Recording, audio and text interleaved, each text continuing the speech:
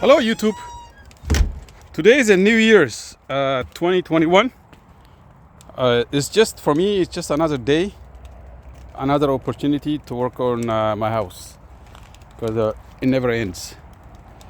I have a couple of things to show today, a few information to share.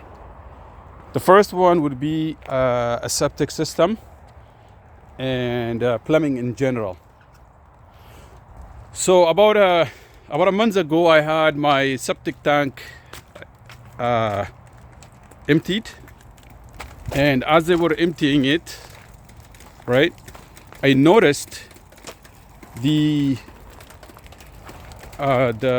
fitting at the end of the pipe, which I used a Y fitting, was dipped inside of the septic, inside of the water, and I noticed something wrong because the people who were sucking my septic tank pointed out, and that was supposed to be a wrong fitting, and obviously it created a problem, and I had no idea I had this problem for a long time.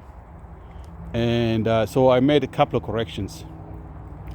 I just lucked out that the temperature about 2 days ago, December 28th, reached 10 degrees, and it kind of literally saved my house because temperature is going to drop to minus 17 in about 3 days.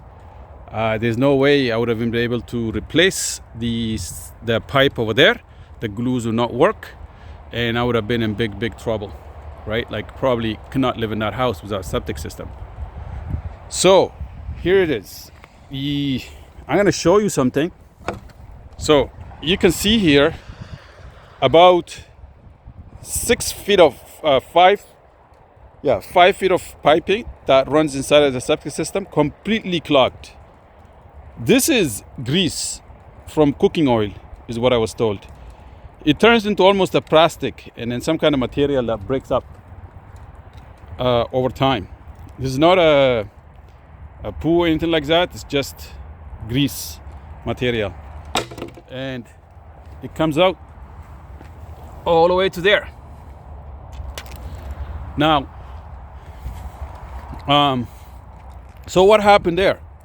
I had a big machine that I rented from Home Depot, a 1-inch piping, and shoved into here for about 30 feet to clear it. It was still not clear it.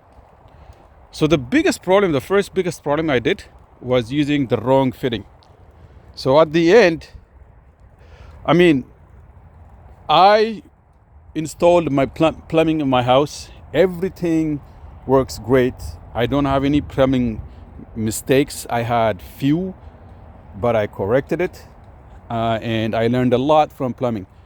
So the one thing I learned is for a vertical drop, you're supposed to always use sanitary tea. And this is the best example for using sanitary tea. This is a Y. The other type of tea, it's called sanitary tea, which is supposed to give it 90-degree drop. So what happens is that inside of this piping runs inside of the septic system, just from outside of the wall of the septic into the septic. It goes to the center where you have the lid. So what's happening is instead of everything was coming down here and tea being over here and then having a 90-degree drop, because I put a Y, so everything comes down, this thing will dip inside of the water and it will block any solid from dropping, because this thing is not suspended. So because it's a Y, it's going to be lowered inside. And that's the first thing I noticed. This was stuck inside the water. So if I had a sanitary tea up here, there would have been a gap between the fitting and the water. So everything comes straight up and it drops. But that's not what happened with this fitting here, because this was inside of the water and everything was getting stuck in here, and then it piles up all the way back. And I had to clear out things for a long time. So many times, twice, I had to clear out. It still were not working. And I had things stuck right in the middle of minus 17, and it was one of the worst day. of living in this house, because you know, people, when they have to use a washroom, they get mad. So if you have to go and you cannot go, people get mad. According to Ontario Building Code, you have to have a clean out just outside of your house and a clean out just before you exit. So I have a clean out here, which also this chance gave me an opportunity to create a clean out here, right? So I have a clean out there, and you have to have a clean out just outside. But it's always a good idea to have a clean out just before the septic, because it did require by code, and the building inspector said you don't really need it. I chose not to have a clean out before. I replaced this about 2 days ago. I put clean out here, which is a good idea. So have a clean out just before your septic system, just before it goes into your septic system. The reason why is because I could have used, instead of renting from Home Depot for 60, 80 bucks a day, I could have used a simple one, a simple toilet cleaner, a toilet auger, sorry, and I could have used it, and in 3 feet it would have cleared it manually. I didn't have to use a machine, and I could have cleaned it out that way, and it would have saved me a lot of headache, and I would have been okay. That was another mistake, not having clean out over there. But you know, I passed inspection. It doesn't call for, like the Ontario building code doesn't call for it. And also, the inspector did not point that out before, because I passed my inspection, my plumbing inspection by the city. So I had a why there. Inspector did not say anything about it. Maybe because he's not a plumber. So I had to learn the hard way. So now I have sanitary tea inside there, and I should not have any plumbing issue for like next 5 years. Like I mentioned before, I have what's called eco flow system, where the square footage that's required to clean your, to purify your septic system is literally like maybe 20 feet by 20 feet. You don't need a whole septic system field. And this is a Canadian technology. I talked about it in my videos before. What happens is that the solids stay in that there's two parts to this concrete tank. The solids stay once on this side, and then the liquid pass through here, and just before it exits over there, it goes through a filter, and then through a 3-inch pipe, I think it comes through underneath here, right? It comes through underneath, and it flows into here. There's a big container here underneath this, right? Inside of that big container, there's a peat moth. So there's two massive containers. There's one here, and there's one over there. And there's peat moths, and the peat moth will clean it, will purify it to a point where by the time it exits out that way into that field, it's literally drinkable, is what they told me, right? And this is a Canadian technology designed, built by a company in Quebec, and now they are global. They're all the way Sri Lanka, all the way United States. It's a big company, and they made a lot of improvement. They don't use peat moss anymore. They use coca something, and the installation is supposed to be 10 times easier now. There's a video on this. Like literally, it would just be a machine dropped. In this case, I had to hire people. They had to put the peat moss manually. Now they have like already automatically built, ready-made system. So that's how I want to share that. Another thing is, quickly I want to talk about the job that was done on the house to finish the outside.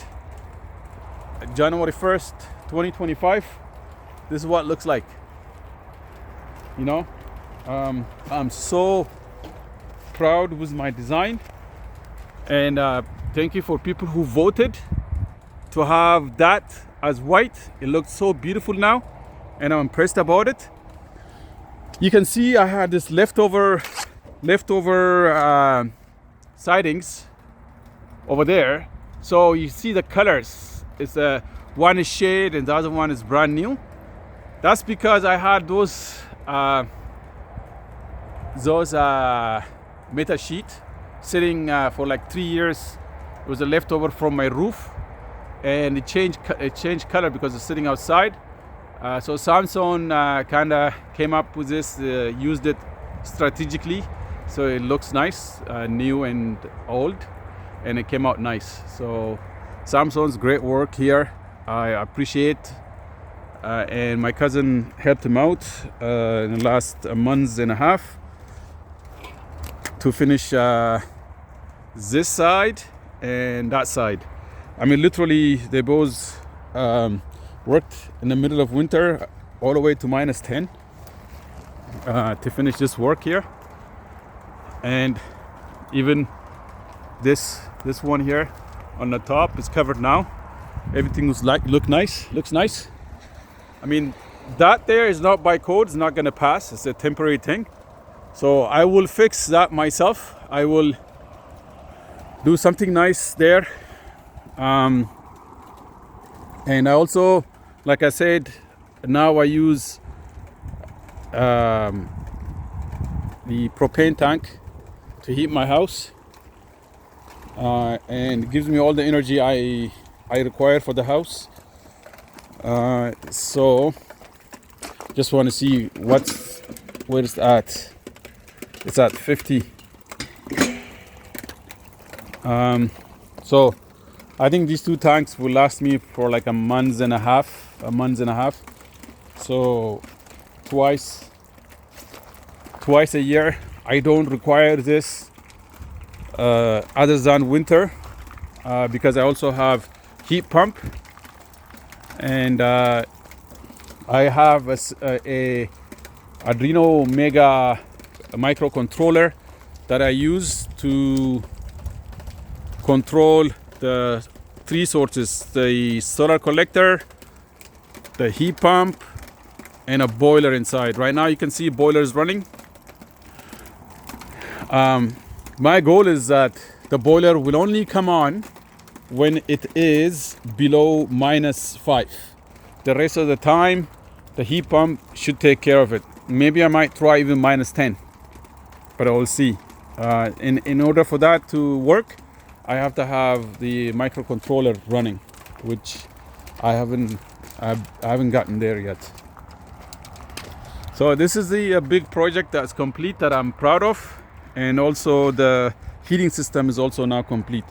I have few things left on the heating system, the controller system, and also the combi boiler is giving me some issues that is not working perfect. So anyways, thank you. Please subscribe and hit the like button, and I'll give you updates. I mean, things are looking nice now, things are neat. I probably don't need all these lumber no more. Probably these lumber is gonna go to Corey's house, and I'm so happy about this. Thank you. Bye.